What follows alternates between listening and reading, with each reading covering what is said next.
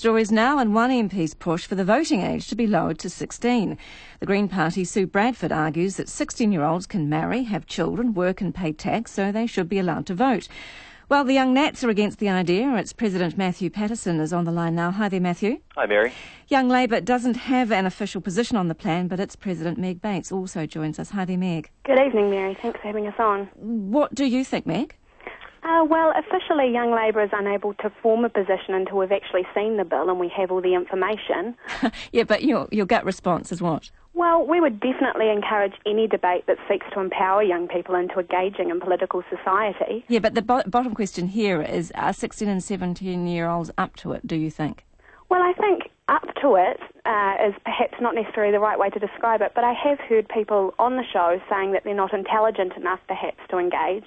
And I don't think we allow other people to be tested as far as intelligence goes to vote. So I don't think that's a criteria that should be applied to young people either. And I think the responsibility that we expect of our young people should be of the utmost. And if we say they're not responsible enough, well, then they won't live up to that expectations. So you are inclined towards this then? I would definitely encourage debate around it. I think it's fantastic to see that this debate is being introduced into the political sphere. And I think civics education is an extremely intelligent concept as well. I think any move to educate young people and to allow them to be aware of their societal responsibility is ultimately better for the community. Matthew, you think teenagers this age aren't mature enough?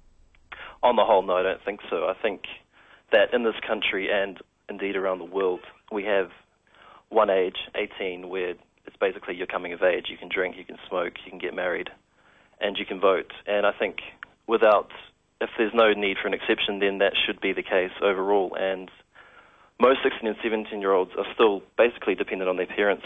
So I don't think that they do need the right to vote. Sue Bradford is very hot on this idea, though, of lots of young 16 and 17-year-olds actually in the workforce and earning a full-time wage. Her line there, of course, is no taxation without representation. Well, that's fair enough, but like I said, the vast majority of 16 and 17-year-olds are in education, and that's what we should be encouraging. So, on the whole, I don't think... Shouldn't we be encouraging a wider education, though, to ensure that they're aware of society before they enter it, and to ensure they're aware of their political responsibilities? And that's where the first part of Sue Bradford's bill does have some merit. Introducing civics education into the school curriculum does have a lot of merit, and I hope that does go ahead. So by 18, perhaps they're a bit more prepared anyway? That's right. By 18, the majority of people are independent and are fully engaged in the issues that need to be addressed when casting a vote, which is a very important step. But lowering it to 16 may be perhaps raising expectations, as Meg points out. If you expect more, you'll get more. Well, why can't we just let kids be kids for a while and enjoy their childhood and not have to worry about these sort of issues until they're 18? But we currently tax kids, so-called kids, at 16 anyway, and we currently expect a lot of them at 16. They're allowed to go out into the workforce. They are allowed to marry at 16. They're allowed to have children at 16, as Sue Bradford points out. So couldn't we allow them the respect and the responsibility to have a say in those expectations that we set for them? Well, they are Sex but no vote, Matthew. They are allowed to do all those things, but that's not necessarily something we should be encouraging. I think we should be encouraging our 16 and 17-year-olds to stay in school and not get married at that sort of age. But shouldn't we also be encouraging political participation, which unfortunately is declining among young people, which is sort of undermining democracy, you might argue?